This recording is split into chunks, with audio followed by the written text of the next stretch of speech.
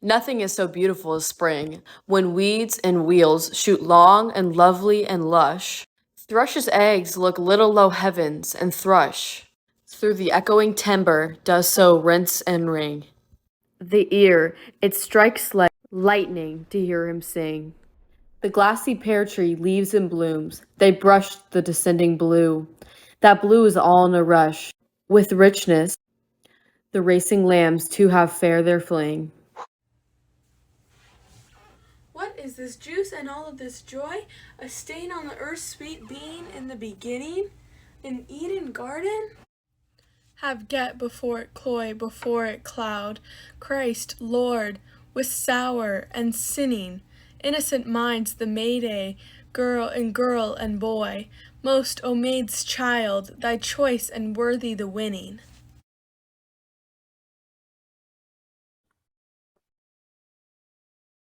So the first thing I'm going to start off with is the type of poetry. It is a Petrarchan sonnet, and you can tell this because it's ABBA, ABBA, CD, CD, CD for the rhyme scheme. Then I want to jump back up here. Who is speaking? It is a Christian man who is looking at all the nature. He's speaking to Christ or Lord, which is seen right here. The situation is that he is watching spring and everything bloom when he realizes, or he comes up with this question, what is it all for, and why would you make this for something horrible just to take it away? The more symbolic way of looking at this is this part is light or happiness, and the second part is going to be dark and dark or sad, and that is going to be important in the theme, which is that happiness can only last so long, and that is furthered by you can't have happiness without sadness, which is one of the things that I learned after reading this poem. It relates to everyone's life by just looking at the fact that everyone's going to have periods of happy times and sad times.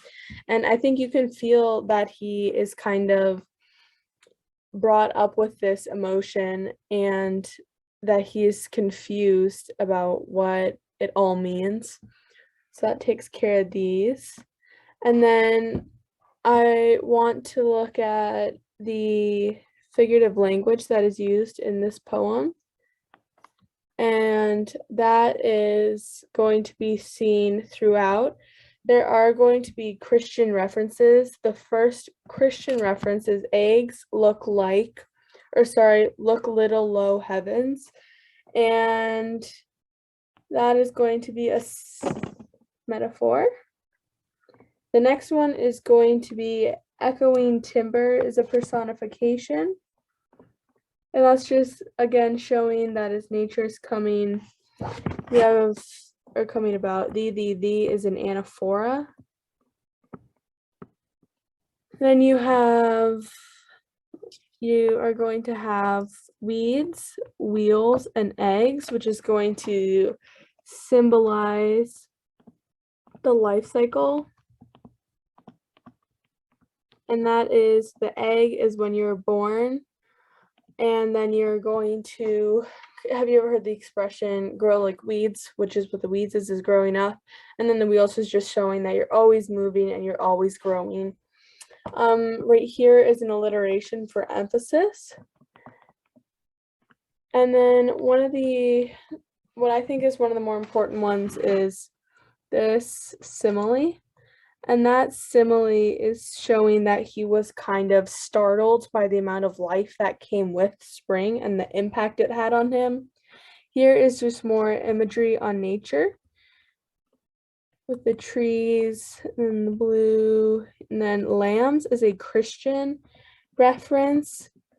And that Christian reference is the pure, lambs are pure and they're like a new birth. And then there's a big shift here in your tone or your attitude that he has around spring.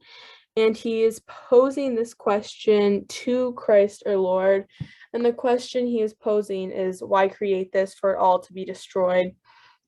And that's what all of the talk of different types of nature, that's the symbolism of them.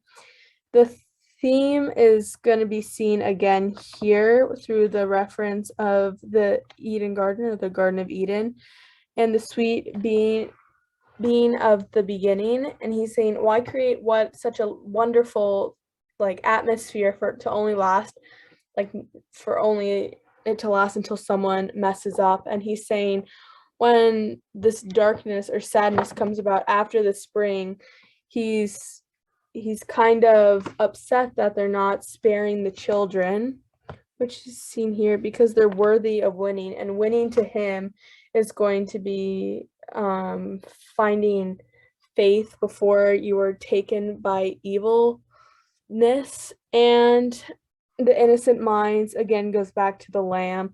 Before it clouds is a reference to winter, and he's becoming desperate, and he's pleading with God or Lord or Jesus or Christ. He's becoming desperate. He's saying, just take the innocents and take them away from all this sadness.